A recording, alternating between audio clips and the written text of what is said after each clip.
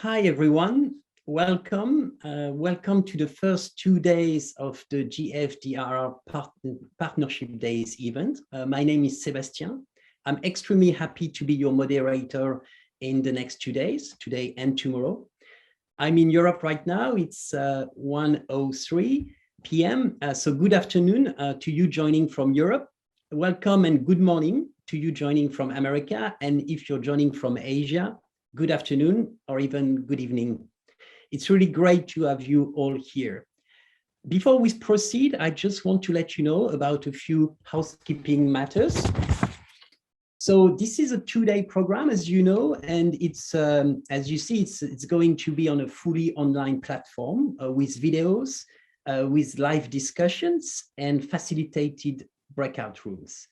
For your information, this event is recorded for note-taking purposes, and you are also more than welcome to put your webcam on. Everyone is muted by default during the presentations, so you don't have to worry too much about the noise. However, we'll have a lot of space for you to share your thoughts during live discussions, during breakout room sessions, and there you will get to know more about some of the ways in which GFDRR is supporting resilience building around the world in partnership with all of you here today. Finally, we'll use Padlet. Padlet is a collaborative online platform that will help us facilitate Q&As, interaction, and discussion. So for those who don't know Padlet, this is really like a Twitter feed for this event. The link is actually shared in the chat, so you can already click on it if you want to see what it looks like. And there you can actually leave thoughts, comments, feedback, questions. You can do that anonymously, or you can leave your name. And when it comes to questions, we'll do our best to answer these questions during the events today and tomorrow. But if we can't answer your questions during the event, we'll do our best to answer them later. So when you are asking questions, this is why it's probably best if you put your name, if you leave your name next to your contribution when you are asking these questions. So hopefully this is going to be as interactive as possible, also thanks to this Padlet tool. So really feel free to use it. You have the link in the chat, and this is what it looks like when you click on the link. So you have the different sections of the agenda, and you just really, it's very user-friendly. You just click on the plus. And when clicking on the plus, as you can see now, you can actually just put text. You can also insert an image. You can thank a colleague, for example. So really, it's really up to you how you want to contribute there. So to set the stage for what promises to be 2 days of lively and inspiring discussions, Same Waba, Global Director of Global Practice of Urban Resilience and Land at the World Bank, will say a few words. Good morning and good evening to all of you, wherever you may be, who are joining us today, and a very warm welcome to the Partnership Days event of GFDRR, the Global Facility for Disaster Reduction and Recovery. We hope it will be an opportunity for you to learn more about the work that GFDRR and the World Bank are doing with our many partners to increase countries' resilience against disasters, which have been exacerbated by climate change. Now, GFDRR has helped shape the World Bank Group's support for countries to build resilience against disasters. And its work is now more aligned with our goals than ever before. With your support, GFDRR has contributed to influencing how the World Bank and its partner countries understand the interrelated aspects of disasters, natural hazards, climate, and development. Climate change is an existential threat to all of us, as COP26 has confirmed.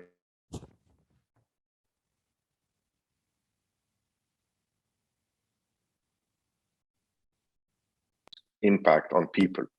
They often uproot families, affect lives and livelihoods, weaken health systems, and intensify conflict. Disasters also have a disproportionate impact on youth, women and girls, on elderly people, on people with disabilities, on indigenous people and other marginalized communities. We've seen this compounded effect play out in low and middle income countries, especially during the past 2 years as the world has had to endure the COVID-19 pandemic. For example, last year, the Philippines bore the brunt of 2 devastating typhoons, which resulted in hundreds of deaths, destroyed homes and livelihoods, and damaged key infrastructure, such as health facilities, thereby worsening the strains on resources that were already stretched by the pandemic. Now, the message is clear. While we've witnessed and supported substantial disaster risk management progress around the world, improving disaster preparedness at the same time as enabling better disaster prevention and climate adaptation remains a key challenge for sustainable development. Recovering from COVID-19 and living in a changing climate provides us with a unique opportunity to think collectively about how do we rebuild societies that are better equipped to handle multiple risks in a green, resilient, and inclusive way. That is why building resilience to climate change will be the focus for the first day of our 2-day partnership event. On the second day, the focus of the discussions will be on inclusive disaster risk management and applying disaster risk management principles in fragility, conflict, and violence context. When we aim to support communities and countries to build resilience, it's critical that all stakeholders have a voice, both in defining the problems and in shaping the solutions. GFDRR has been making significant progress to improve how its climate adaptation support generates inclusive and collaborative processes and outcomes, with the large majority of GFDRR grants including elements of inclusion. Now, as we navigate a world defined by compounding crises, GFDRR will continue to mobilize its cross-sectoral expertise, deepen existing partnerships, and establish new linkages to bring resilience to scale. Since it started in 2006, GFDRR has proven that its combination of both expertise and experience and the lessons learned through them, as well as its position within the World Bank Group, make it uniquely positioned to shape and scale up the climate resilience agenda around the world. For every dollar entrusted to GFDRR, the facility influences at least $100 in climate resilient development impact. And increasingly, GFDRR is influencing partner countries' policies through analysis and data provided by its technical assistance. Now, going forward, as outlined in its new 5-year strategy, GFDRR will focus on 4 priority areas. The first is to make sure that countries and communities have access to the information they need to understand risk, make decisions, and promote better policies. The second is to reduce risk by strengthening infrastructure, urban and rural resilience, and mainstreaming disaster risk management across sectors. The third is to promote financial preparedness to manage disaster risk and climate shocks so that governments have necessary resources following adverse natural events. The fourth is to improve the preparedness by easing access to hydromet data, early warning systems, and strengthening emergency response capacity.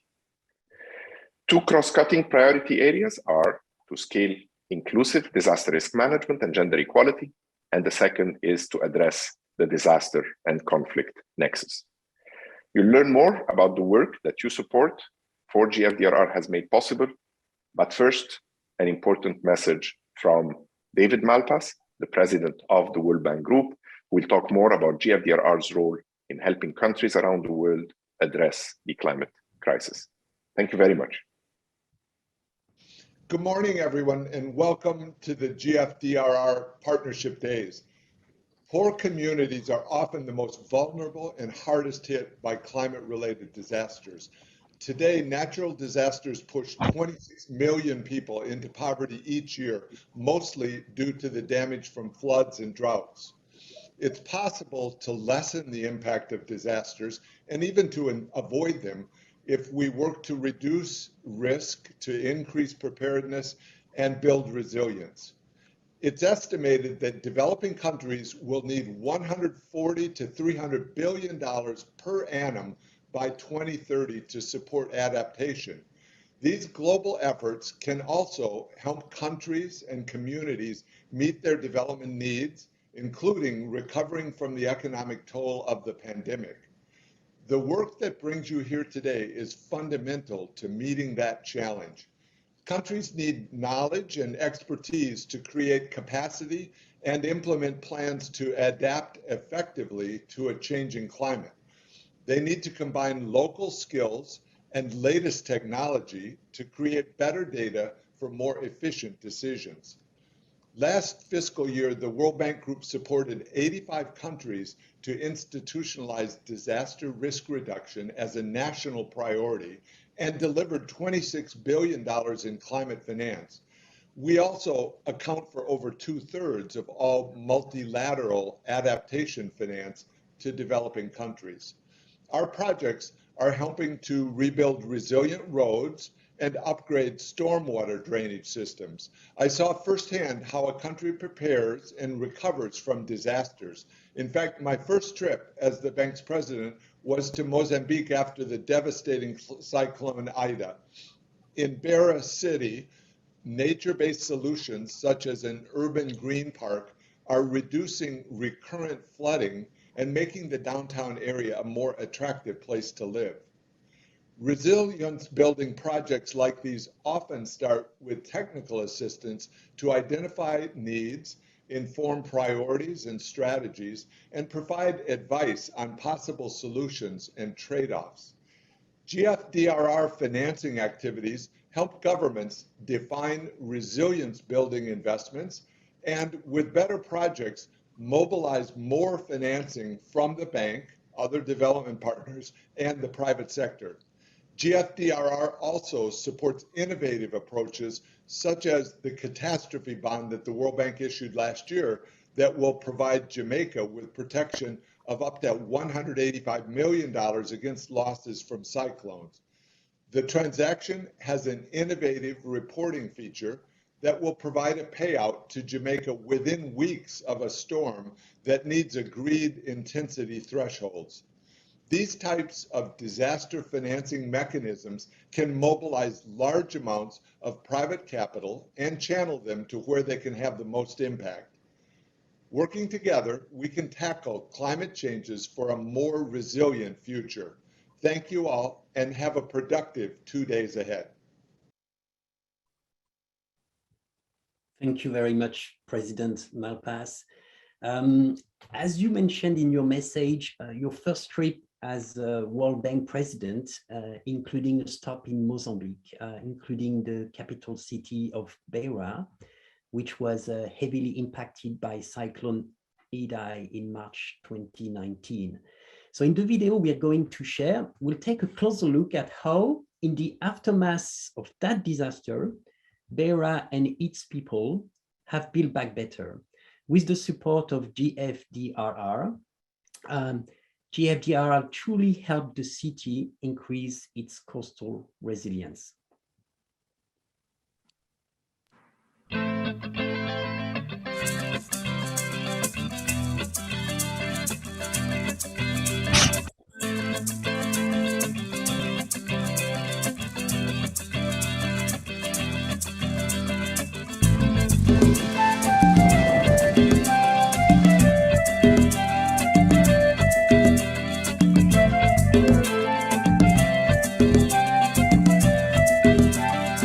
Com os dois ciclones, para nós foi pela negativa.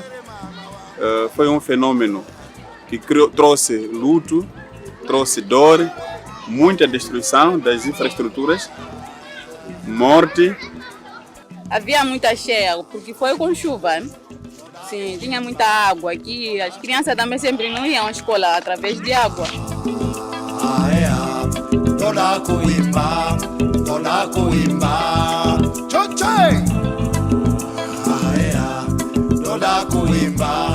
Toda kuimba, kuribibi.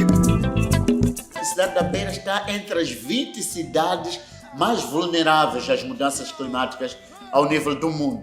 Mas o nosso desafio com os grandes parceiros é, daqui a alguns anos, retirar nesta fasquia esta nossa cidade.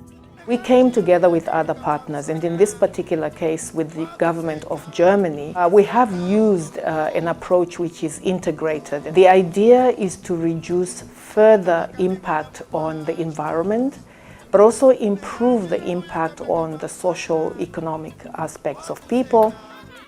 Este projeto é um projeto realmente excepcional, acho, para Moçambique, mas não só, para a África Austral, porque é um projeto que combina a luta contra as mudanças climáticas, um desenvolvimento urbano inclusivo e resiliente.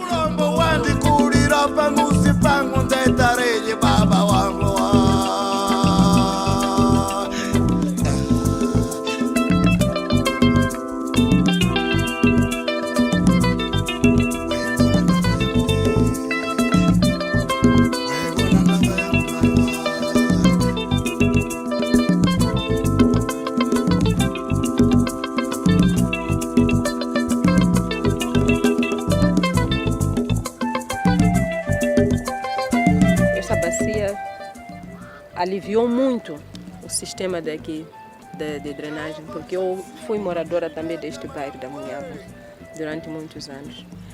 Quando chovesse, antes de termos as balas de drenagem pavimentada, a água chegava dentro da casa. Mas depois de ser construída a bacia, começamos a ver o alívio. Já não temos muito tempo com água nesta comunidade. A área agora está bonita. Nota-se que tem muitas crianças, não só mesmo adultos, vão usufruir da área, mas eu digo esse impacto do jeito positivo. O parque contribui nos aspectos ambientais das áreas adjacentes do Rio Chiveiro, proporcionando uma melhoria do valor socioeconômico e infraestruturas para fins recreativos. Gostaria de lançar o desafio de ver este tipo de infraestruturas replicada em outros centros urbanos costeiros de Moçambique.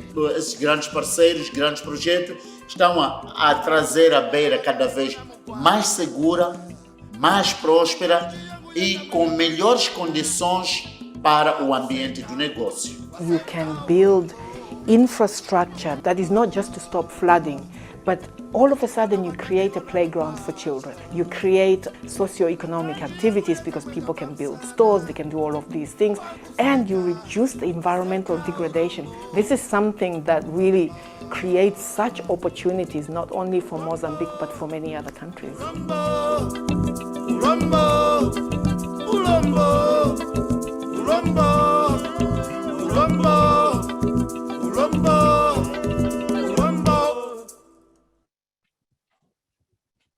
This is very inspiring, and I'm sure you've been inspired by that video as much as I have, because it really shows how climate resilience can also provide economic and social benefits. And on that note, we will now turn to Jürgen Fogler, Vice President of Sustainable Development for the World Bank, who will talk about the bank's leadership on driving action towards climate resilient development. Hello and a warm welcome to everyone. Thank you for this opportunity to join you today for GFDRR's Partnership Days. Our climate work fundamentally puts people and communities at its core. And of course, the role of GFDRR is playing in supporting these efforts, helping communities prepare for and manage disaster risk and building lasting resilience is vitally important.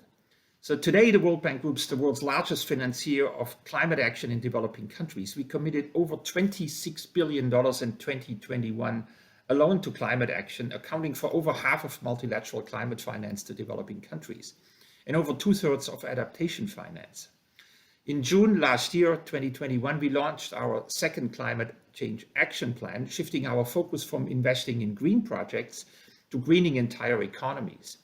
We are working to further integrate climate and development on a number of fronts, but particularly through our new country climate and development reports, our CCDRs, which will become a core tool to inform engagements with clients in the future. I'm sure many of you are involved one way or another in the production of the CCDRs.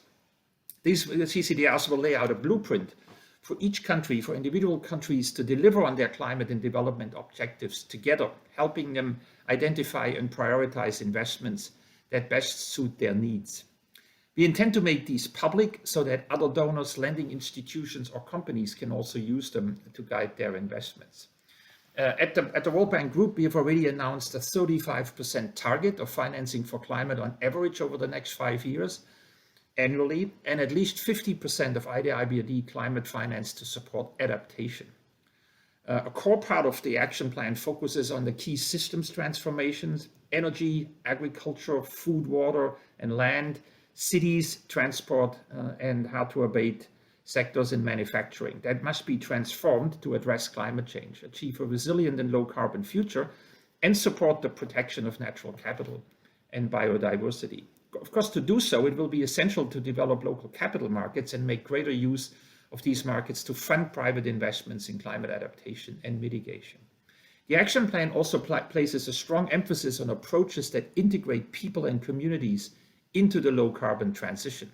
So rather than being left behind, they are beneficiaries of the new climate economy of the future. So now, how does GFDRR fit into this overall action plan? Of course, GFDRR makes a significant contribution to our diagnostics for climate and resilience through TA and financial support. The data and analysis provided by GFDRR help countries to better plan and align their policies and investments with the goals of the Paris Agreement. For example, in the aftermath of 2007 Cyclone Cedar, GFDRR's technical assistance to Bangladesh influenced the government's longer-term resource commitments to strengthen its efforts to reduce disaster risks. Our climate change and disaster risk management engagements with Bangladesh now stand at about $1.3 billion of IDA commitments, so a very significant partnership there. Key sectoral priorities in the CCAP are also aligned with many of GFDRR's global programs, such as resilient infrastructure, nature-based solutions, and resilient cities. GFDRR is supporting major investments in modernizing national hydromet services in Sri Lanka to provide accurate forecasts to minimize impacts of future disasters. And of course, GFDRR's work shows that there is a clear emphasis on making resilience inclusive and equitable, such as making sure that women are consulted when communities create evacuation plans. Protecting the poorest, buffering local economies, investing in resilience, and preparing for macro-level impacts require major investments. But with commitment from governments, multilaterals like the World Bank Group, technical organizations, academia, and the private sector, they are actually achievable. Now, I'd like to hand the discussion over to Anna Belenstein, who is the Regional Director for Latin America and the Caribbean, to explain how these action plans actually translate into projects on the ground. Thank you very much. Thank you, Jürgen, and thanks to all of you for the chance to start out my day talking about a topic that's of eminent importance for the Latin American Caribbean region. So if my colleague could move the next slide forward, please. Thank you. So for us in Latin America and the Caribbean, we are a region that's highly exposed to climate and disaster risk. And these include a wide variety of hazards: earthquakes, volcanoes, storms, extreme temperatures, droughts, floods, landslides. We have them all, and they're regularly made worse by the recurrent El Niño phenomenon. Not only that, but we're already feeling the impacts of climate change in the region. The year 2020 saw the most catastrophic fire season in the Pantanal, and there were 30 named storms in the Atlantic cyclone season, which is an all-time high. The next year, 2021, severe drought caused the Paraguay and Paraná rivers to shrink to their lowest level in half a century. This affected energy production in the Itaipu and Yacyretá dams, water security in several coastal cities, and costed nearly $3 billion in agricultural losses to Brazil alone from shipping and supply chain issues. Our critical ecosystems in the region are also at risk. The combination of slow onset climate change and human overexploitation is reshaping our coastal ecosystems and forest assets. Sadly, Brazil just recorded the most deforestation ever in the Amazon for the month of January. And climate variability is now a major threat to our sustainable development. On average, climate-related disasters cost Latin America the equivalent of 1.7% of GDP every year over the last two decades.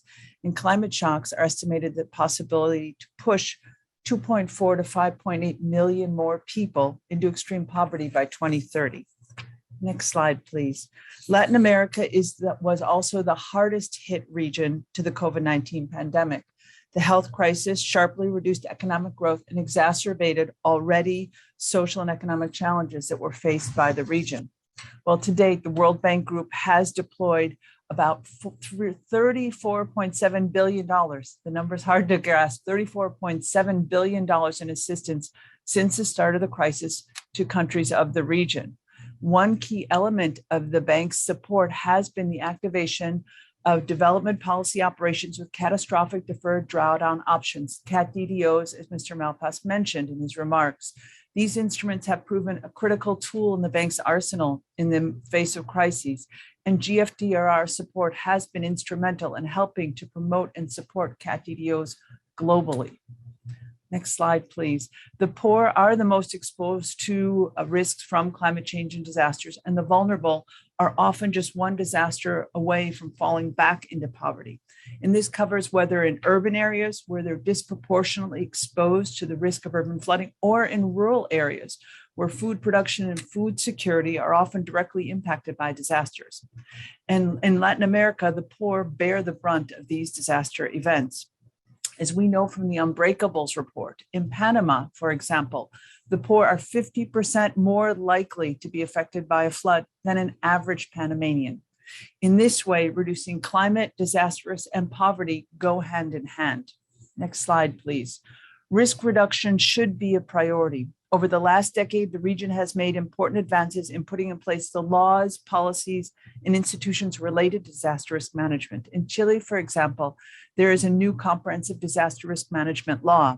But the challenge going forward is to see that these strong institutional frameworks are complemented by risk reduction on the ground through investments. For example, in Costa Rica, they're now undertaking a major program to reduce risk and adapt to climate change and variability in the country's critical infrastructure. These efforts have been directly a result of the bank engagement with the Costa Rican government, supported by GFDRR. The region also needs to stem the creation of new risk. Next slide, please. The region is highly urbanized. More than 80% of the region's population lives in cities, and this is projected to go to 90% over the next 25 years. Risk-sensitive urban planning can help countries avoid building new risks. For example, the bank is supporting a $125 million program of urban resilience in the south of Brazil. It helps municipalities identify risk, plan for resilient development, and invest in risk reduction. This important partnership with the Regional Development Bank of the South, BRDE, was supported by GFDRR for the design and implementation of the project. Next slide, please. No matter how well we prepare, disasters will happen and we need to be ready. The future is likely to be more complex, with cascading emergencies, partly because of climate change. Think of the volcano eruption in St. Vincent and Grenadines. At the time, the country was struggling with COVID-19. This is a prime example. Imagine having to evacuate people from remote areas, shelter and feed them, all while managing the risk of exposure to COVID. Our clients need to think now about how to ensure essential services can be provided. The policies, institutions, and plans are in place for a more complex future. The key part of this will be financial instruments to manage risk. An example that the World Bank and other partners, including the European Union and GFDRR, have supported is now the well-known risk pooling facility, the Caribbean Catastrophic Risk Insurance Facility, CRIF SPC. Well, in 2014, CRIF took the bold step of partnering with Central American regional authorities to expand the facility to Central American nations as well. Now, Panama, Nicaragua, and Guatemala are all CRIF members, and CRIF pays out and fast. In the last 18 months alone, they've paid over $90 million in claims for disasters in the Caribbean and Central America. Next slide, please. Disaster risk reduction and adaptation to climate change are fundamental for Latin America's resilient future. It's a multi-hazard region with several of the world's most vulnerable countries. And given this reality, we need to establish now the fiscal, financial, and institutional conditions for an economy-wide response to both traditional disasters and the climate challenges of the future. We also need to ensure that vulnerable people are at the center of regional and country level programs. But importantly, no country or institution can do this alone. Creating partnerships between international organizations, donors, and the private sector will be fundamental to a resilient future.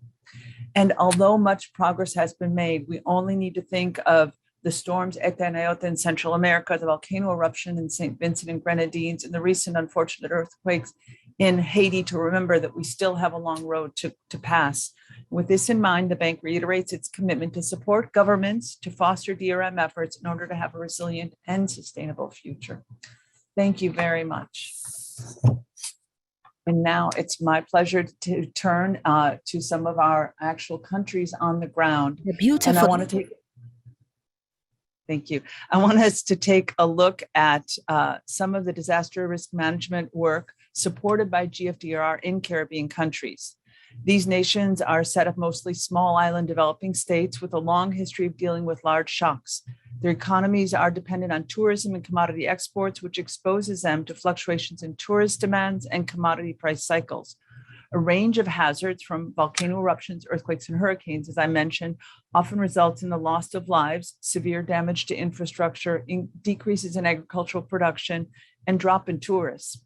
And while the Caribbean countries have achieved resilience levels that support economic development despite recurring disasters, they're not prepared yet for the new challenges of the future posed by escalating climate change, uncertain tourism markets, and a lack of fiscal space. And many of the informal mechanisms in place to respond and recover from disasters have not always been enough to protect the poor and most vulnerable. In addition, weak implementation and low institutional absorptive capacity constrains their ability to properly manage disasters and implement responses. In this context, continued action to strengthen regional coordination and boost local capacity will be key for resilience. Let's now take a look at these great videos to see what's been done to strengthen collaboration on building resilience in the region. Thank you. The beautiful Caribbean region is exposed to extreme natural hazards. Now, growing climate variability is increasing these risks, making countries and their people more vulnerable to disasters. To meet these challenges, the Caribbean Regional Resilience Building disaster resilience to support the most vulnerable. This partnership between 15 countries across the Caribbean, the European Union, the Global Facility for Disaster Reduction and Recovery, and the World Bank is transforming how countries respond to and recover from extreme events. To transform the lives of Caribbean citizens, the program is strengthening public infrastructure to withstand disasters better. At the same time, it is developing innovative risk insurance and financial tools to allow countries to recover faster and build back better. In November 2021, a landmark regional collaboration produced a toolkit to prepare the Caribbean for a new generation of shocks, supporting countries as they make critical decisions about where to invest resources to adapt to a changing climate. The program has supported the creation of a regional working group made up of the most influential organizations in the Caribbean to lead on physical and financial resilience. Already, this group is developing actionable measures, such as new climate-resilient building regulations. Under the Caribbean Catastrophe Risk Insurance Facility, CRIF, the partnership has expanded financial protection against disasters, helping vulnerable countries access insurance and reduce the hazard risks to low-income housing. And in response to the impacts of COVID-19 and the hurricane seasons of 2020 and 2021, a €10 million grant helped in providing critical insurance coverage to all CRIF Caribbean member countries. To help local communities prepare and respond, the Disaster Fighters Communication Campaign has reached almost 6 million people, bringing life-saving information to where it is needed most. Since its inception, the Caribbean Regional Resilience Building Facility has helped mobilize over $800 million from the World Bank for investments that are making the Caribbean safer and stronger. Investments such as the $40 million volcanic eruption emergency project in St. Vincent and the Grenadines are helping strengthen the country's emergency preparedness and response, and support resilient reconstruction of critical infrastructure. Together, we can build long-term resilience to support the most vulnerable and help the Caribbean to adapt and thrive. Thank you. It's so great to see the partnership between GFDRR and the Caribbean countries building that capacity for the most vulnerable. Now, if we can turn to look at one specific country and see what's been happening in Guyana, please. Thank you. The reflection. Yeah, with Anna and Luis, Christian. Sure, happy to. So we will come back. We have a video promise from Guyana. So hopefully we'll get it teed up and can come back to it soon because it is a fascinating case. But let's jump ahead a little bit. And I'd like to invite Luis Maia, the head of cooperation from the EU delegation to Barbados and the Eastern Caribbean states, and Christian da Silva, Canada's head of cooperation Jamaica, to share a few reflections about their climate resilient building efforts in the Caribbean. Luis, can I ask you to take the floor first, please? Thank you. Yes, hello, good morning. Let me start by saying that I'm very, very pleased to participate in this event today, to highlight in particular the quality of our partnership with the World Bank Global Facility for Disaster Reduction and Recovery in the very crucial area of climate resilience and better preparedness to natural disasters. Indeed, the topics discussed during the Global Facility Days are at the heart of the concerns that trouble the region, as we saw, every day, and that are a big concern for us too. The Global Facility for Disaster Reduction and Recovery has become, let's say, a reference when it comes to global resilience building efforts. And the today event is well illustrating the good collaboration between the partners involved and results of the hard and productive work by the team. Thanks again to the team for the excellent organization and meaningful discussions until now, as well as for dedicating this specific session to the Caribbean. There is no need to recall in this forum that the Caribbean is disproportionately affected by natural disasters.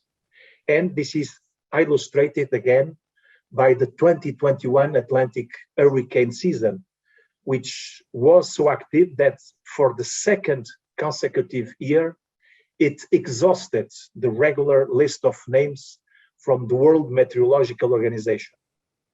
It was the first time on record that 2 consecutive hurricane seasons exhausted the list of 21 storm names. The combination of COVID-19, several consecutive above average Atlantic hurricane seasons, and other natural disasters, like for instance, the 2021 La Soufrière volcanic eruption in St. Vincent and Grenadines, or the earthquake in Haiti, all this has demonstrated the importance and urgency of supporting national and regional capacities to prepare for and to respond to shocks, and what comes every day more important, to adapt to a multi-risk environment. In that context, the European Union is and will remain strongly committed to support the Caribbean region in coping with the effects of climate change by building resilience to both natural disasters and to climate change effects. Building resilience at all levels is at the core of our partnership and requires an integrated effort. Physical resilience, societal resilience, fiscal resilience, and ecosystem resilience. These are all aspects that need to be taken into consideration. The EU has been and is committed to support in the fight against vulnerability.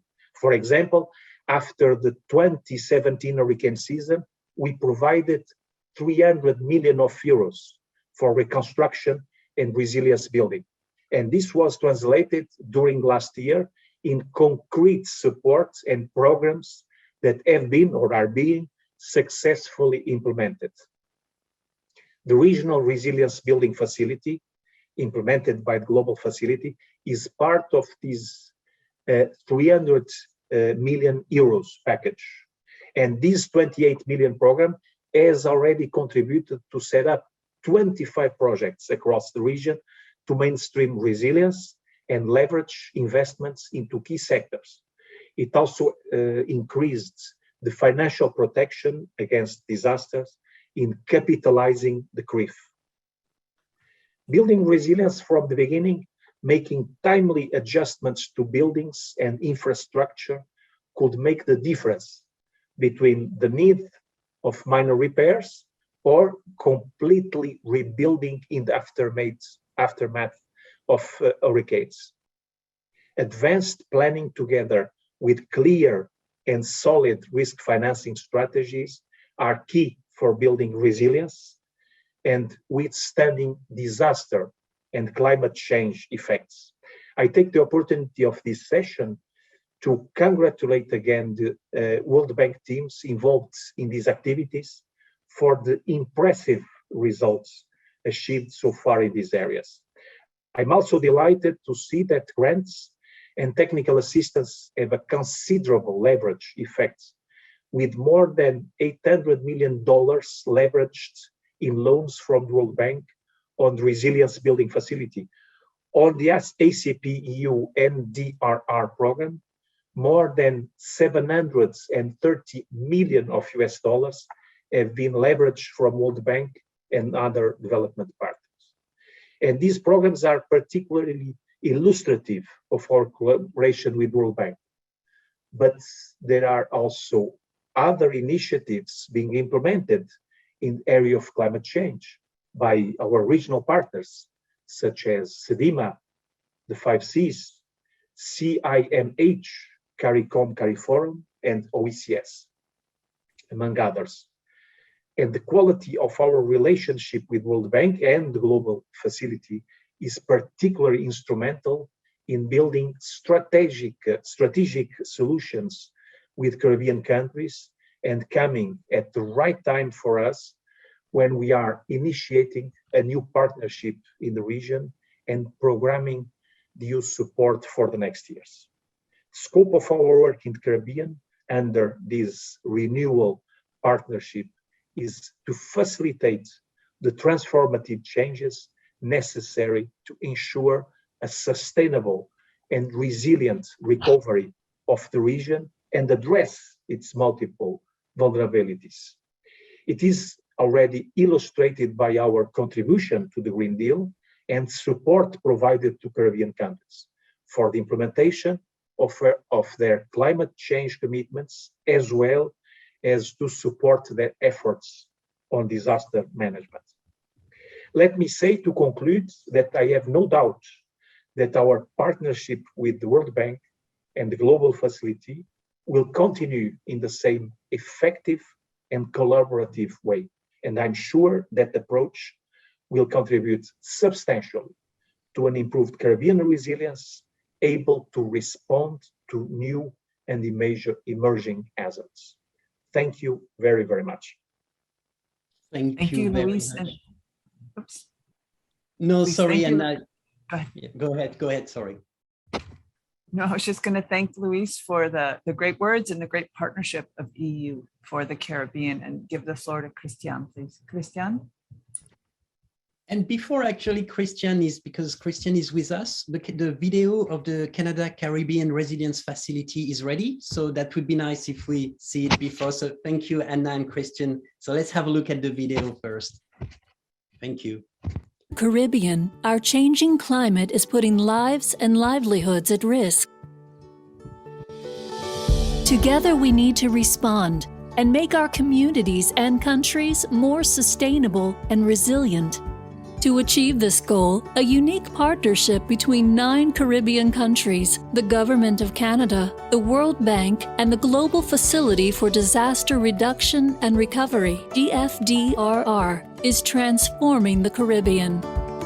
Through the Canada Caribbean Resilience Facility, GFDRR is helping Caribbean countries to become more climate resilient while improving their ability to recover from shocks more quickly through a range of gender-responsive and disability-informed interventions that are bringing real change to communities.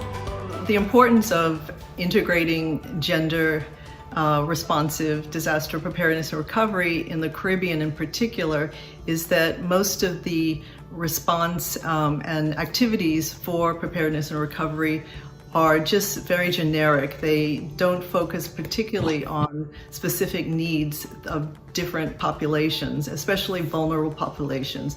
In order to properly do preparedness and recovery, you have to consider all the populations. We have the evidence to now, on the gender gaps, to design new activities to incorporate it in the countries themselves. GFDRR is deploying technical experts to supplement and build capacity within the Caribbean, developing skills that can accelerate implementation of recovery projects and build overall resilience. For example, in Guyana, a flood risk management project is being supported. This will significantly increase flood resilience in low-lying areas, as well as provide water for homes and irrigation by rehabilitating a major stretch of dam that was at risk of breaching. The additional financing that has been allocated plans to rehabilitate an additional 11 to 12 kilometers of the same dam.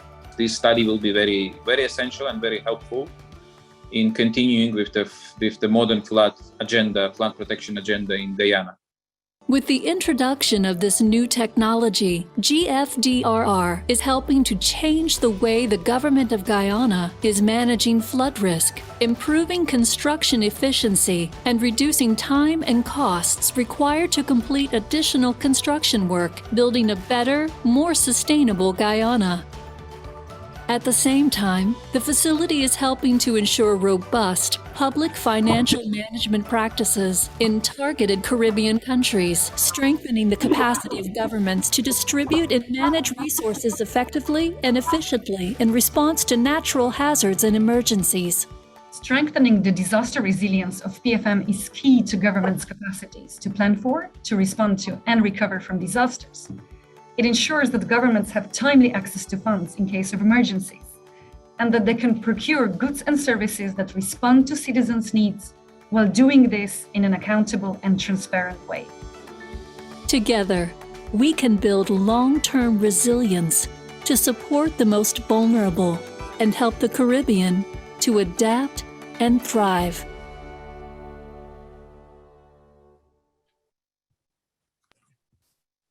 Thank you, and thanks for this video. Let me now give the floor to Christian. Christian, if you could go ahead, please. Thank you. Yes, thank you. Can you hear me all right?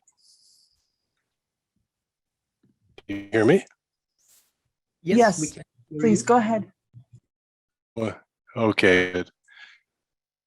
I'm never sure with technology these days. We're having a little bit of trouble in our embassy with IT, but thank you very much, and thank you for that video. I did watch it yesterday, and it's very impressive and nice to see the profile on CCRF, and we very much appreciate that and the partnership with the World Bank.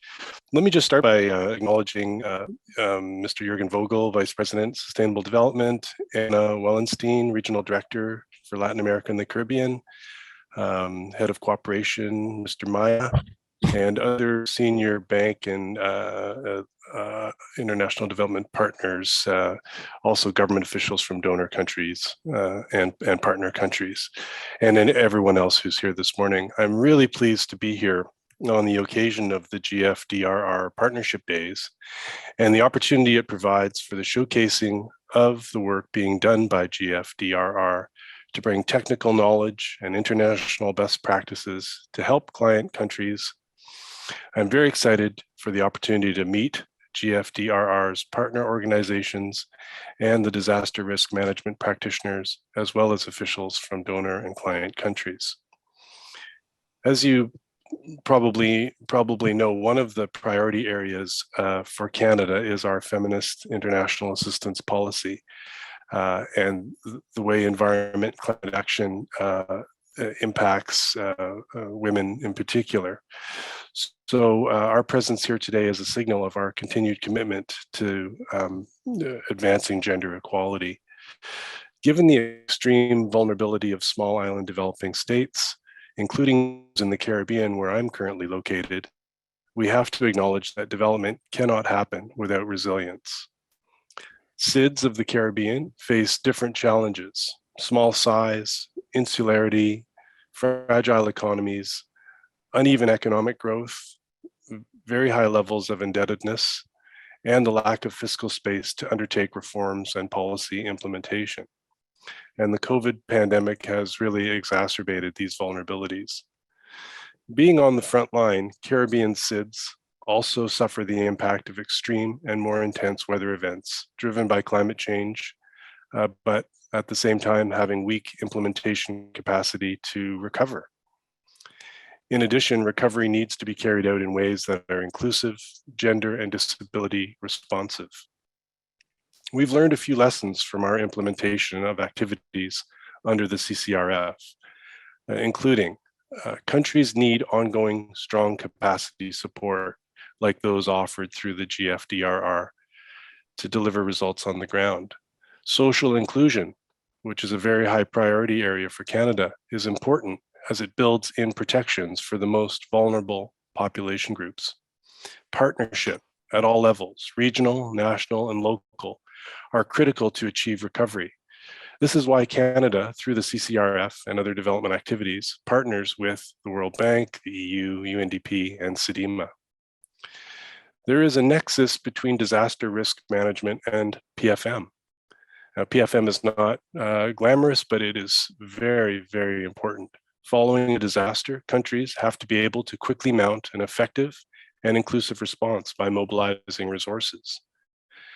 And the CCRF is innovative in this regard, as the approach to bringing disaster risk management and PFM together is unique. They're usually treated separately. So we're really excited that the CCRF recognizes the importance of those two activities in the context of a crisis. Already, the CCRF has provided technical experts to support disaster resilient and responsive PFM in beneficiary Caribbean countries and has provided technical assistance in a range of areas. Legal framework for PFM to strengthen resilience, business continuity planning for ministries of finance, disaster-related expenditure tagging, emergency procurement, procedures and guidelines, integrating disaster risk and climate change in public investment and asset management, and external audit and scrutiny of disaster-related expenditure. Canada very much appreciates the partnership and expertise of the World Bank in the areas of DRM, recovery, and in PFM. We will continue to rely on and support the bank in these important areas, especially in the Caribbean. So again, I thank you for this opportunity, and I look forward to the presentations and discussions this morning. Thank you. Thank you, Christian, and thanks to Canada. You're always one of the strongest advocates out there for the Caribbean. So it's greatly appreciated, not only in the bank, but by our colleagues in the region, for sure. Let me now turn back to our moderator, Sebastian, who will give us stories, not only from the Caribbean, but give us a chance to look at other parts of the world. Sebastian, over to you, please. Thank you. Thank you. Thank you very much, Anna. And thank you very much, Christian and Luis, for sharing these very inspiring reflections with us. Thank you very much. As you both emphasized, it is ultimately our partners on the ground that are at the forefront of our efforts to build a climate resilient world.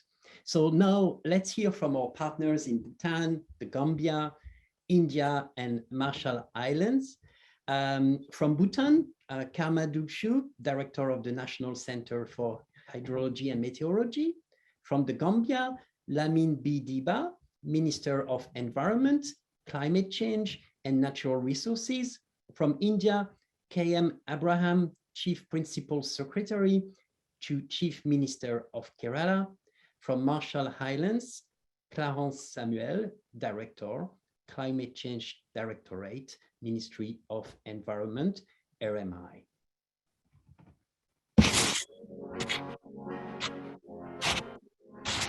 Bhutan is a landlocked country located in the seasonally active Himalayan mountain range. Its population of 750,000 is highly vulnerable to many severe weather events, such as flooding and landslides. Major earthquakes in 2009 and 2011 spurred the Global Facility for Disaster Reduction and Recovery, GFDRR, and the World Bank to support the Royal Government of Bhutan on disaster risk management. This primarily focused on understanding seismic risk, assessing construction methods, and training emergency workers in search and rescue techniques to save lives. Subsequently, support was expanded to address resilience, with emphasis on building capacity for robust weather, water, and climate information services. In Bhutan, the recently completed Hydromet Services and Disaster Resilience Regional Project, supported by both GFDRR and the World Bank, contributed to improved disaster preparedness response capacity and weather services. I think National Center for Hydrology and Meteorology is mainly focused on enhancing the aviation weather in Paro, the international airports, Paro and the Bhutan. And secondly, I think we have also activities related to enhancing climate services. And thirdly, also enhancing the flood forecasting and warning services. In fact, NCHM component is related to the other component, particularly implemented by Department of Disaster Management and the Department of Agriculture in the Agromet services. The project has not only built the capacity for the flood forecasting for the center, but also built the capacity of the professional capacity of the centers in the flood modeling and also the design of the flood forecasting system. And in fact, with this, with the professional knowledge gain and skill, now the center is planning to replicate these flood forecasting system to the other basins. So we have already now working on the Amashu basins. In 2020, Bhutan accessed $16 million from the World Bank International Development Association and the Pandemic Emergency Financing Facility for contingent financing to advance transformational policy and institutional reforms towards green, resilient, and inclusive development. For more than a decade, GFDRR, the World Bank, and the Royal Government of Bhutan have strengthened its partnership for enhancing Bhutan's resilience by improving Hydromet services, integrating climate resilience, and doing infrastructure, and using disaster risk data for decision-making. In 2018, Kerala witnessed the worst ever flood in the last 100 years of its history. And at that time, the World Bank came to Kerala as part of a post-disaster assessment team, and that was the start of this very, very rich and rewarding relationship for the state government.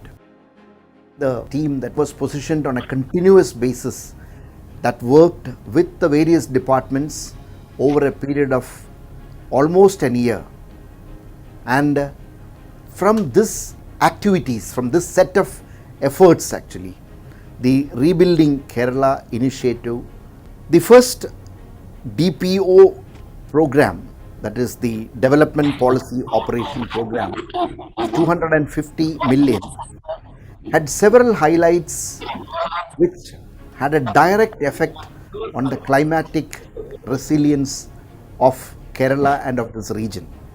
It involved preparation of disaster management plans, town and country plans, initiative for software development for real-time monitoring of floods and basins, creating agroecological zones. All these had a direct, very profound effect on the way in which the government of Kerala has viewed climate resilience and the components needed to build a climate resilient Kerala.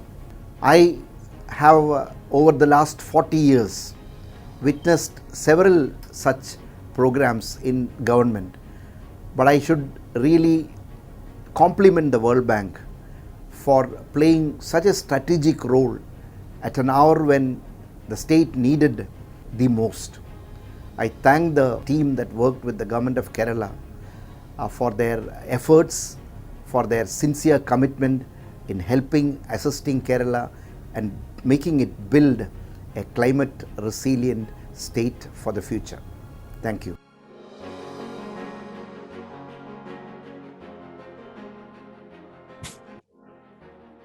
Hello, Yahweh. The most comprehensive and important project funded through GFDRR is the development of our National Adaptation Plan, or as we call it, the Survival Plan, because it ensures the survival of our country despite the sea level rising as the consequences of climate change. The RMI made a pivotal transition between mitigation efforts toward the focus on adaptation in 2018. It was seen as an imperative initiative as our country is a low-lying atoll nation facing frontline climate effects. The RMI's NAP significance will highlight national statements, community voices, climate impacts, and more. To label a climate challenge amongst the many would be a short sight, as our country, given its demographics, is in front line of climate change and it has many challenges. The NAP will impact every sector in our country. It will change the way we plan and develop for the next 50 and more years, through the marine sector to education, health sector, among others. We're asking ourselves questions such as, how do we build moving forward? Which communities do we need to move so that we can build up certain islands or atoll?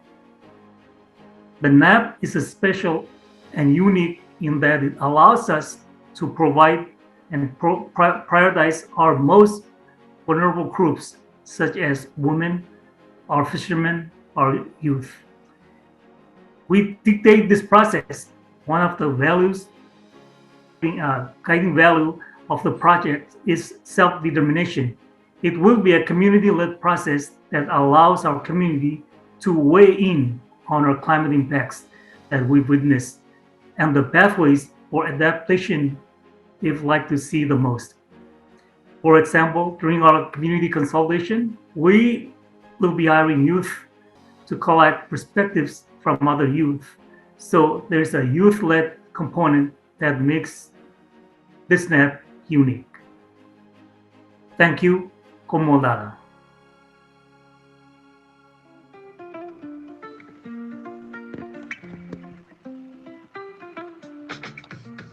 Thank you. Hello, Ali Benyadi. The government of the Gambia welcomes the opportunity to present our ongoing efforts to build resilience to natural hazards and the impacts of climate change. We wanted to start by expressing our gratitude to the World Bank Group and to the Global Facility for Disaster Risk Reduction and Recovery. The Gambia in particular and the Greater Banjul area is a home to over 25% of our population and contributing to 45% of the national GDP. And this area is prone to natural hazards. These are mainly coastal erosion and floods, which bring along large economic and social damage to the country. With the expected effects of climate change, these problems will become even worse if no action is taken. Within my lifetime, I have seen reduction of our beaches due to coastal erosion, and with the tourism sector accounting for over 15% of our GDP and 17% of employment generation, losing our beaches would have a significant negative impact on the economy of our country. Now, this is very important for the Gambia. As a country, we rely heavily on tourism. But over the last 15 years, the government of the Gambia has taken critical steps to address climate change, including preparation and submission of 3 national communications to UNFCCC, and the development of national climate change policy, development and implementation of the Paris Agreement, implementation of climate change adaptation mitigation projects, the EBA, NEMA, dryland and forest management. The Gambia is also a front runner of the LDC initiative on effective adaptation and resilient building, Live AR. Realizing that it is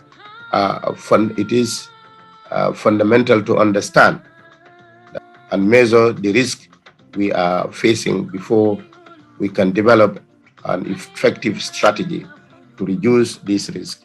The government, through the National Disaster Management Agency, approached the bank for technical assistance, focusing on assessing flood and coastal risks in the Greater Banjul area and developing an investment plan to address these risks. The technical assistance brought together key stakeholders to identify and prioritize risk reduction interventions. Thanks to this work, we are able to identify specifically 5 hotspot areas whereby interventions would have the biggest impact in reducing risks to natural hazards, including those induced by climate change. I am pleased to note that the government is now preparing 2 investment operations with the World Bank that aimed to implement resilient infrastructure works at 2 of the identified hotspots, together with social activities and capacity building. In addition, we continue to work with the World Bank through resources made available by GFDRR under the Multi-Donor Trust Fund on developing a national land policy that integrates considerations of climate and hazard risk. We are also receiving technical assistance to build our capacity to implement large-scale infrastructure projects and have participated in training on environmental and social safeguards, best practices. We have also led national consultations on gender, technical capacity building needs, and policy gaps. We also embark on building the resilience of our national and communities, national institutions and communities that are vulnerable to natural hazards, and the impact of climate change is a key national priority, and the government of the Gambia looks forward to continue collaborating with the World Bank to see that we ameliorate this long-standing protracted problem of coastal erosion and other related climate change issues.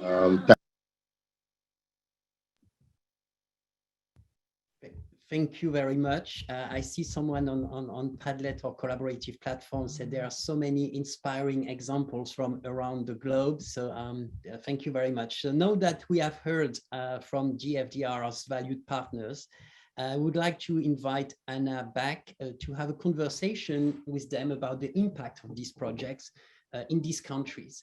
So Anna, she's going to have a discussion with Karma Dubshu, already that we introduced earlier, from Bhutan's National Center for Hydrology and Meteorology. And I will have also the discussion with Boubacar Zaidi Diallo, who is the director of the Central Project Coordinating Unit at the Gambia's Ministry of Environment, and with Sarada Muralidharan, Additional Chief Secretary of the Government of Kerala in India. Anna, please. Thanks, Sebastian, and welcome, Karma, Boubacar, and Sadara. It's great to get a chance to talk with you, really, the people that are making the changes on the ground.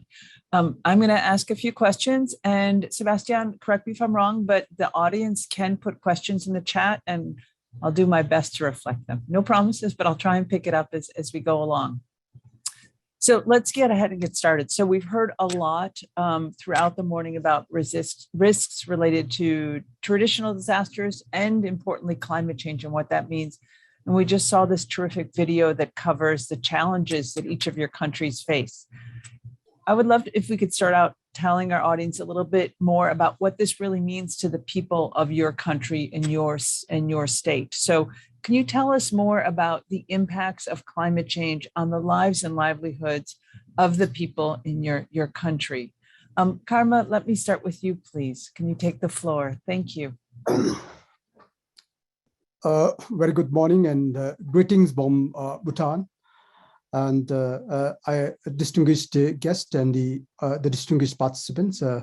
I would like to thank World Bank and the GFDRR for inviting this for the Partnership Day celebrations. And once again, I would like to thank you.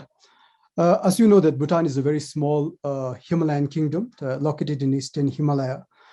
Is a very highly fragile mountain ecosystems and highly vulnerable to hydrometeorological hazards and the geological hazards, as you might have seen in our video clips.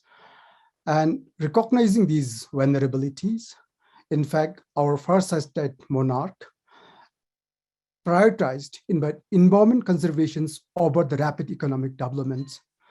Therefore, Bhutan today currently have more than 72% of our country area under the forest, and more than 51% of our national is under the National Protected Area and Biological Corridor.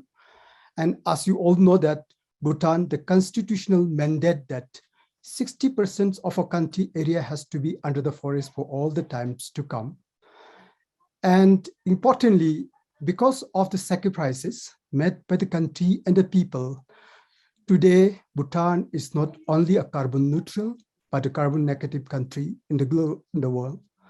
And also Bhutan also pledged during the UN COP15 in 2009 to remain a carbon neutral for all the time. However, as we live in a global village, in an interconnected world, one country effort cannot make any difference in the reduction of emissions unless we work together. So even I think if you look at the global emissions IPCC report, IPCC projected that a 1.5 degree rise in temperature by 2030. For Bhutan, 1.5 degree even today is a very hot, and it will be considering that the sensitivity of the temperature in the mountain ecosystems.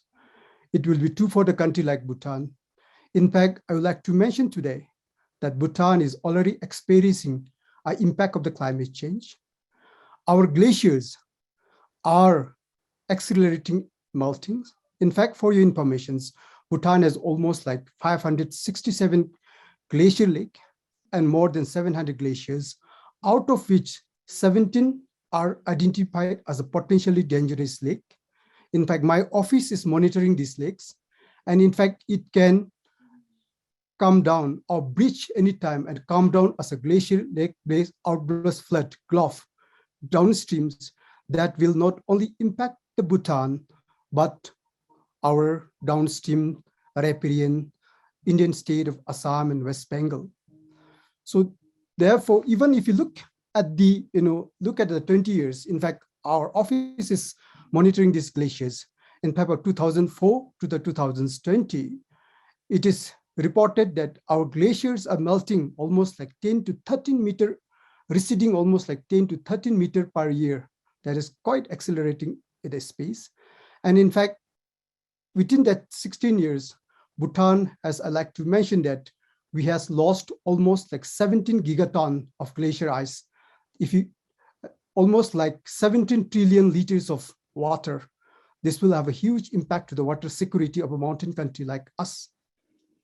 And secondly, I think the extreme events are getting stronger and the frequencies are increasing, particularly I think like flash flood, landslides, that disrupting our agriculture system, that disrupting our infrastructures, our aviations, and I also like to inform that the mountain spring, which is the main sources for water for the people live in the valleys, are the irrigations and drinking water now is drying up.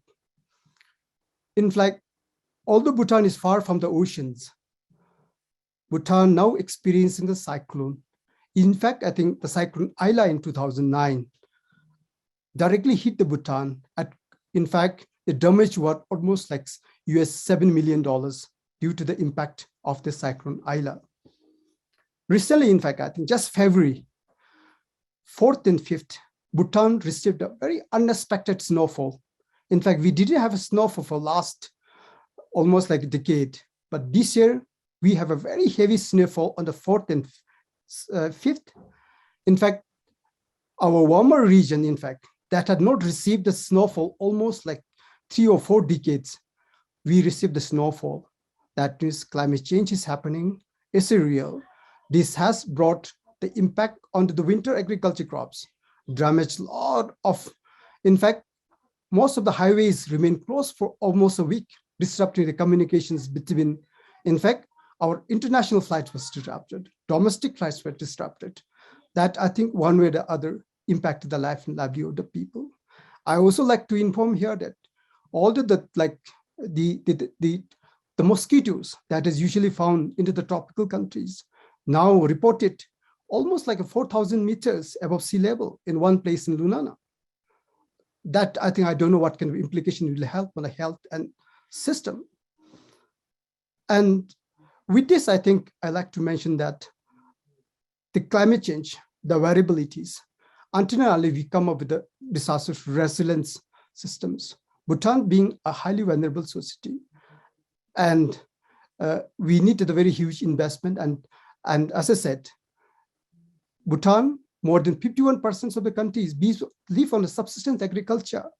So all these, extreme events and the winter, that summer monsoons, the frequency is erratic, that have every day, in fact, impacting their life and livelihood of the Bhutan. So thank you very much.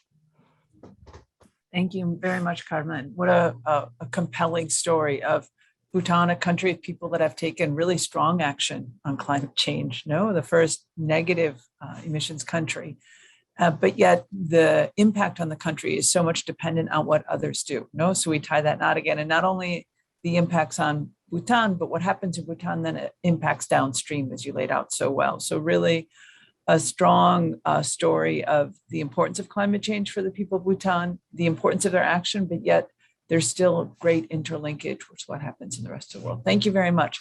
Let me now turn to Siddhartha. So we saw the drastic impacts of the video from P.S. Abraham that told us about what has happened in Kerala. Can you illustrate for us a little bit more? Sorry, this is energy saving at the World Bank, so my light goes off every 5 minutes. Can you tell us a little bit more about what this means for the people of Kerala? Thank you very much. Thank you, Anna.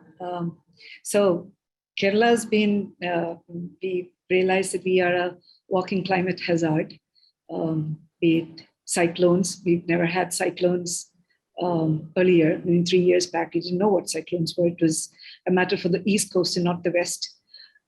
Storm surges, tidal action, coastal erosion, tsunami, floods, droughts, landslides, zoonotic diseases, outbreak, you name it, we have it.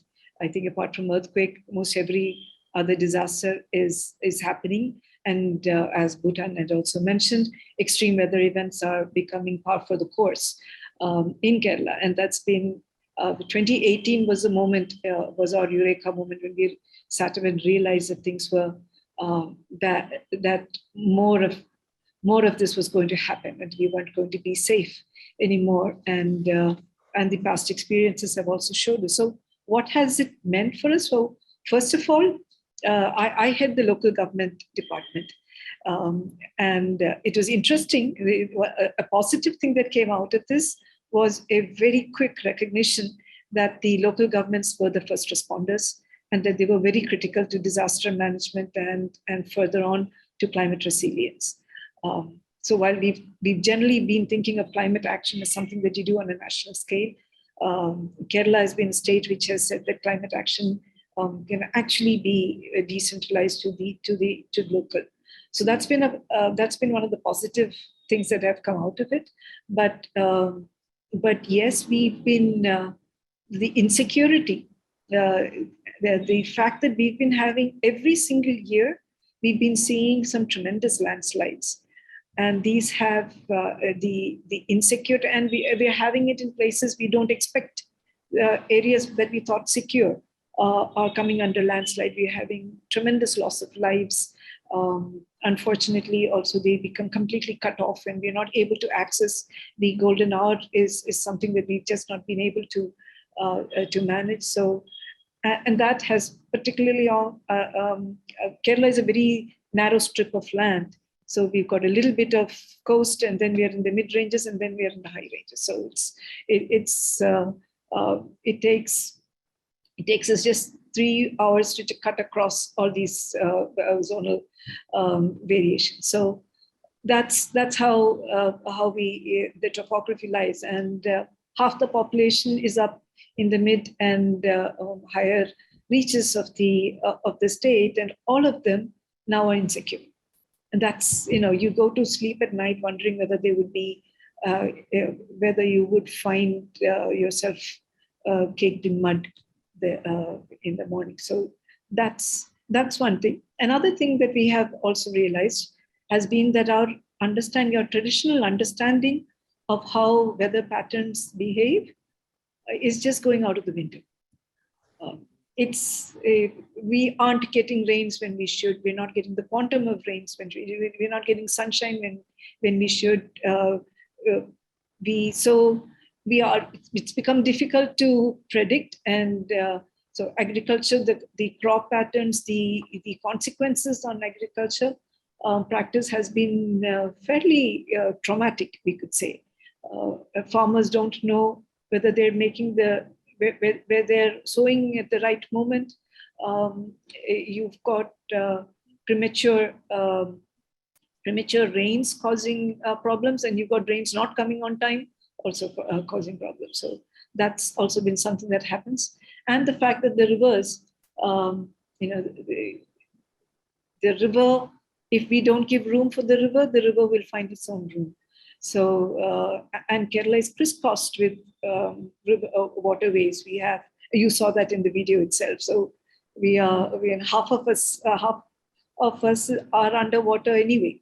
And so with that kind of a situation, when you don't really know as to how the rivers are going to flow, if there is a sudden increase in volume and the river just behaves unpredictably, it means that nobody is safe. So these are some of the consequences that we've find. And so while we started with denial, we've now moved into recognizing that. And when I say we, I'm talking about not just the government, but people at large, because it's important for people also to figure out that they have become important players as far as climate action and the impact of climate change is.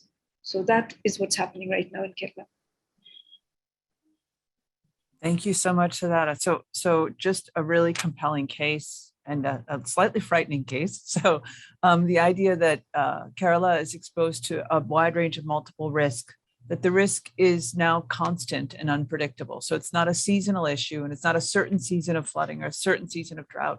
It's coming at an unpredictable pace, and it's widespread in the state. Interesting that you lay out both the role of local governments, which sometimes is the World Bank, who works more with national governments, we miss, and that's a key factor here for us, as well as helping people to move from denial to really being active agents. So a great case, and it leads me to where I want to talk, what you think they should have in mind. Thank you.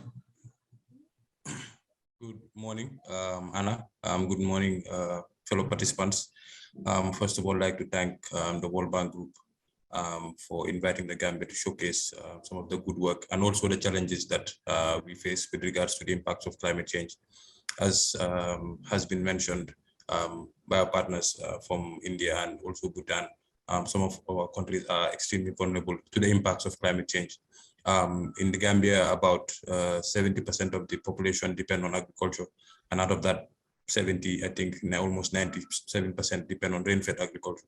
And we've been experiencing severe decreases in rainfall, up to 33% in certain areas, having more extreme events also on a very short time. So the agriculture sector has been suffering. And I think generally it's been acknowledged that communities that depend on their natural resource base tend to suffer more from climate change because of the impact it has on this with regards to degradation of both the land as well as the resource base and the livelihood part, which is extremely important when it comes to adaptation. I believe, I mean, you can have infrastructure and policies, but in the end, communities, the livelihood part is more important, because if communities don't have ways to survive, they will end up destroying the natural resource base even more, just to make ends meet over the short-term period. So I think that's something that needs to be taken note of. The Gambia has been doing a lot of good work with regards to adaptation. We are a beneficiary of the World Bank through its Climate Investment Fund. We have a strategic program on climate resilience, which is a 300 million portfolio of adaptation projects that has 4 pillars, similar to our national climate change policy that the minister mentioned. And one of these, of course, is very important, looking at coastal zones. The GFDRR at the World Bank, through the GFDRR, will be supporting the Gambia through the WACA project to work on the hotspot that has been identified, to build infrastructural works, improve the drainage, but also more importantly, to also support the community with regards to livelihood options, and also manage challenges there such as waste, etc. So I think this is one of the key priority areas going forward, considering that parts of the coastline of the Gambia is less than 1 meter above mean sea level.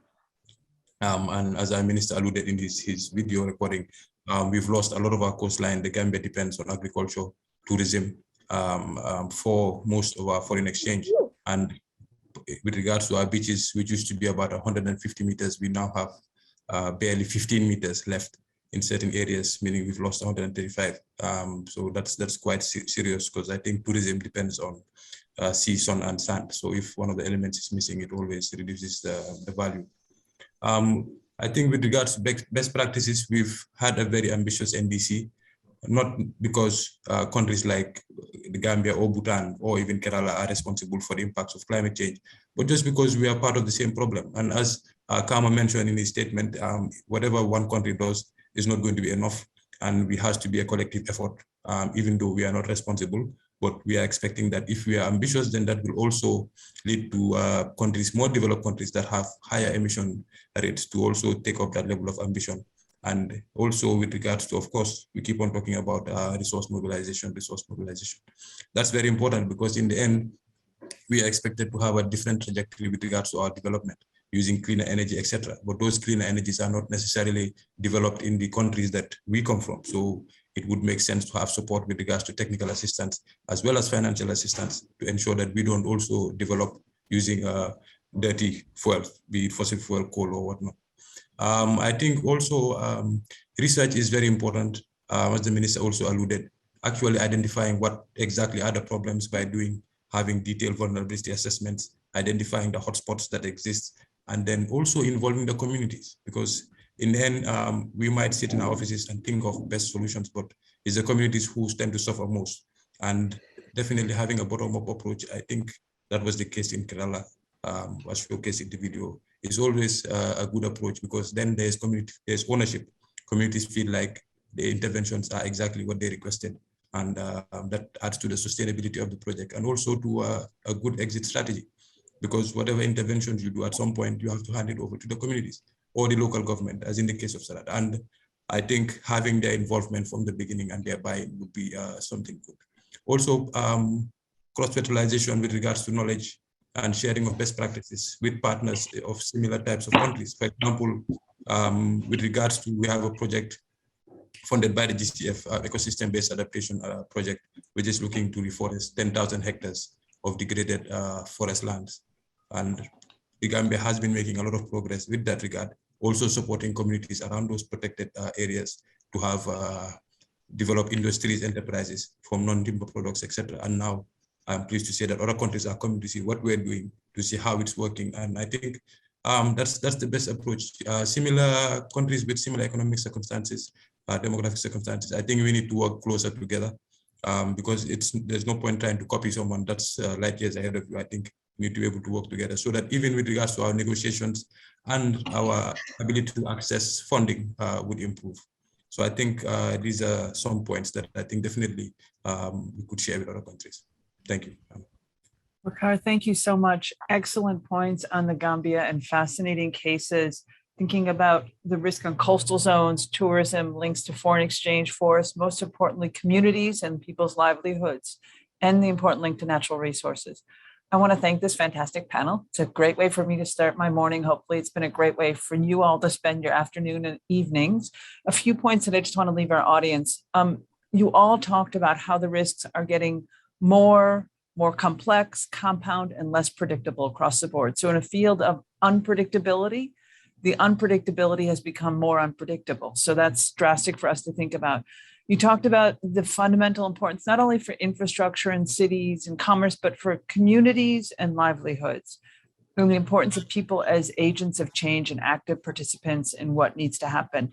You talked about resource mobilization, which is critical. And you talked about ambition. And I want to leave with the words of Boubacar, that you put out an ambitious NDC, not because you are causing climate change, but because you're all part of the same problem and the importance of working together and solving that problem. So I want to thank you very much for giving me the chance to talk with all of you this morning. It's been fascinating, and happy to hand it back to Sebastian. All the best. Thank you. Thanks a lot to our valued partners. Thanks a lot, Anna, for facilitating the insightful discussion. I see a lot of great comments on the Padlet tool about the insights from the discussion. So thanks again. And I'm sure this conversation have given everyone a lot to think about. So make sure you remember if you have questions, for example, for the breakout room that we're going to have after a 5-minute break. So we're gonna leave you for 5 minutes, but just before that, you know, you're probably excited about these breakout rooms because will be a time for participations and questions. And in these breakout rooms, you will get to learn more about GFDRR specific areas of work.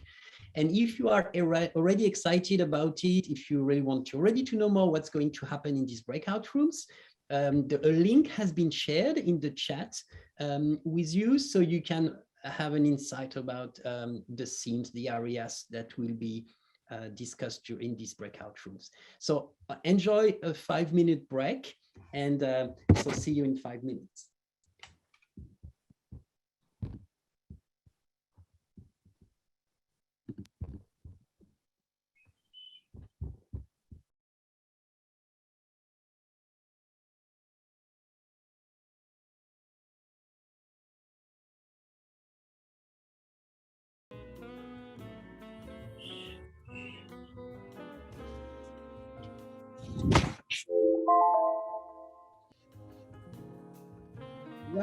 Welcome back. Welcome back, everyone. I hope you were able to enjoy this quick break. So we are now ready to split the group into your respective breakout rooms. But before we do that, let's turn to Niels Holm Nielsen, GFDRR Practice Manager, who will give us an overview of GFDRR's global program. So Niels has an extensive experience in disaster risk management. He has worked in Latin America, the Caribbean, as well as Africa. Please, Niels, thank you for joining us. Thanks, Sebastian. And just really quickly, not to take up much more time on any more presentations here, please roll for the next slide. So, as you heard earlier, President Malpass said GFDRR financing activities help governments define resilience-building investments. With better projects, mobilize more financing from the bank and other development partners and the private sector. We're a relatively small trust fund outfit.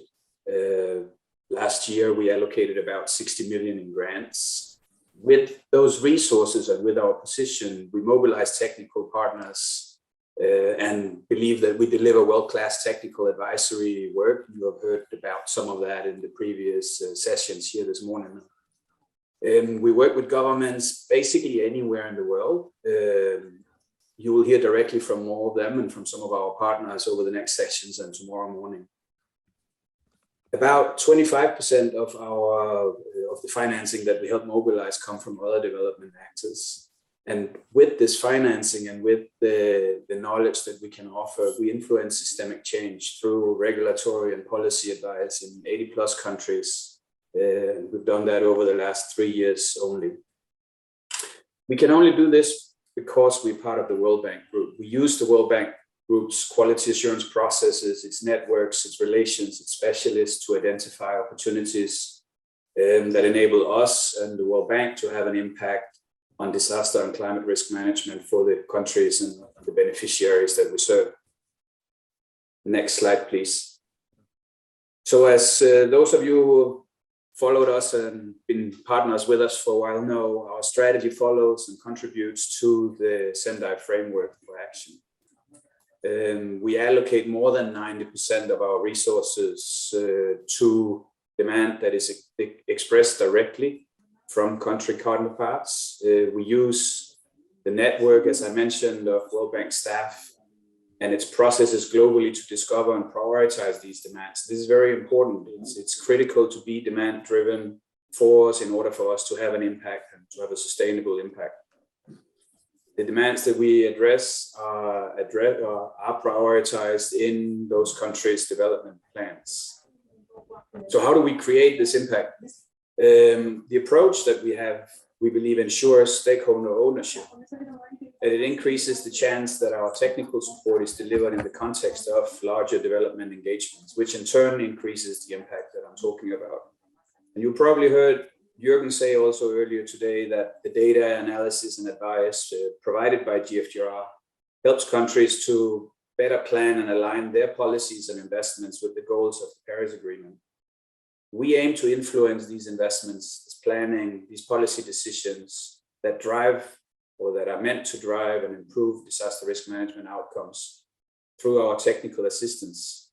So this means that while the outputs of our grant financing often will involve a workshop or a report, our delivery model ensures that the outcomes may be improved capacity, a safer school, a wetland park doubling as a flood defense, or a reform that enables better female participation in civil defense.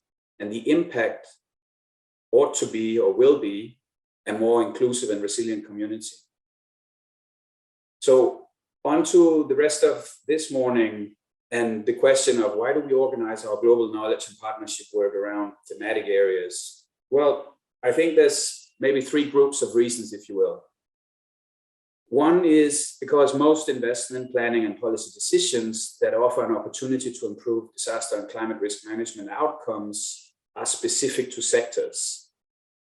And decisions for these sectors gets done, and decisions around how it gets done are made by specialists in the sectors. So our technical work needs to be specific enough that it's relevant to them. In other words, to have an impact, a disaster risk management engagement requires specialization. Another reason is because building strong partnership that can help us deliver results on the ground requires creating specific connections that are meaningful to all the involved. With this, I mean abstract and shared goals around resilience and disaster risk management are often not enough. It's too broad a conversation to organize around. The technical partners that you'll meet in these breakout rooms in a few minutes today, they spent their time working with us, helping us deliver world-class services and knowledge, because our work on these specific areas match closely enough the objectives and the skills that these specific partners have. It's not a general conversation around disaster risk management or resilience only. And finally, because sometimes a specific focus on an issue is what it takes to push innovation and enable people and institutions to do things in a way they have not done before. Delivering disaster risk management services in an FCV context, for instance, is not the same as doing it in a place with a high capacity government. Enabling local youth to co-create resilient solutions with academia, government, international experts requires specialized knowledge, many partners locally, regionally, and globally. And to do it at scale requires focus, structure, and that we can create efficiently at a global level to deliver with impact at a local level. Thank you very much and enjoy the breakout rooms. Thank you very much, Niels, for this overview of GFDRR. It's time to send you off to your breakout rooms. But before that, let's clarify how it's going to work. So we have a few slides for you here, just to make sure it's clear for everyone. So as Niels said, each breakout room will focus on one area. So City Resilience Program, Digital Health Partnership, Disaster Risk Analytics, Hydromet and Early Warning Systems, Nature-Based Solutions. So one breakout room, one theme, one area. It will be a 35-minute session, and that will include a presentation, a panel discussion, and a Q&A session. And you're free to choose which area you would like to learn more about today. We encourage you to choose just one room to join throughout this entire session, so you can really learn more about it. So now you're probably curious about how to select and join this breakout room. So that's our next slide here. So you will actually be prompted to join this room on a pop window. So the pop window should be at the bottom of your screen. And there you can actually select the room and you will be automatically transported. So this is at the bottom of your screen. And if you don't see the pop window, actually you have a button called breakout. And there, if you click, you will see that you will have the list of all these breakout rooms and you can select which one you would like to join. Then if you make the mistake, or if actually you prefer a different room, you can always leave the breakout room. Just be careful, don't click on the leave meeting because you will be out of the full event. You will have to reconnect. So make sure you click on the leave room button, because then you will be back with us here in the plenary and we can support you joining a different room. So that's how it works. So I wish you great discussions, and we'll see you in 35 minutes. So if you don't see which can happen, if you don't see a breakout session button, you probably have to make your Zoom window, to expand your Zoom window, and then the button at the bottom will appear. It's really on the bottom right of your screen. If you don't see it, make your Zoom window bigger, expand it, and ultimately you should be able to see this button at the bottom right of your screen. I see people are joining now, so I guess it works for at least for some of you, and hopefully it's going to work for everyone.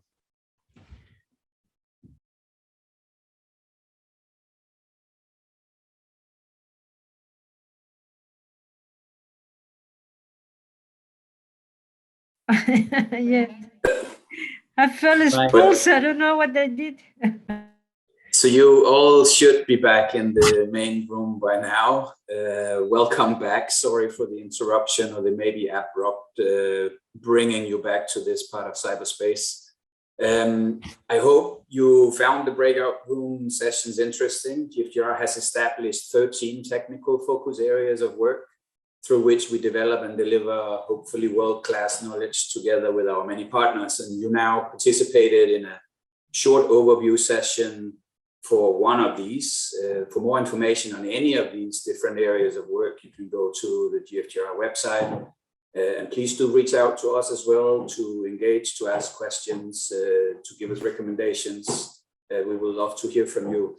Tomorrow you will have the opportunity to choose between another 5 of these areas when we get to the breakout room sessions in the later part of the morning program tomorrow. So stay tuned for that. So thanks to you for your active participation today. This has really just been a glimpse of our support to help bring resilience to scale across the globe in partnership with all of you, of course, who are here participating with us. I know we've bombarded you almost literally with information ranging from the importance of GFDRR and its agenda for the World Bank's development and climate work that you heard articulated by our president and vice president, to the inspiring stories of impact on the ground articulated and demonstrated by some of our partners. When it all sinks in and you may have follow-up questions, do reach out. We want to engage, we want to hear from you, we want to work with you. Tomorrow, we will explore a few more facets of the work that you and we develop together, as we will take a closer look at the cross-cutting priorities of ensuring inclusive disaster risk management and gender equality, as well as addressing the disaster conflict nexus.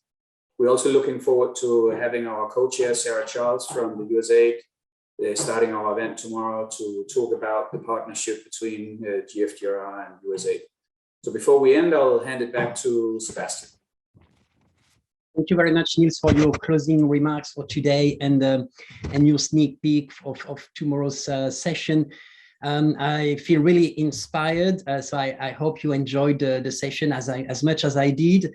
Before we go, it would be nice if you could use again the Padlet space, and you will see there is a column which is called closing remarks and comments. So it would be nice there if you could share how you feel, if you could say thank you to a colleague, for example, or if you really liked the presentation, you can always say thank you. You can also share any comments you have about today, and that's how we're going to close the session. And I hope this first day was an exciting one for you, and we'll see you again tomorrow. So Leroy, I think, yes, we are happy to see you again tomorrow. Thank you very much, and see you tomorrow.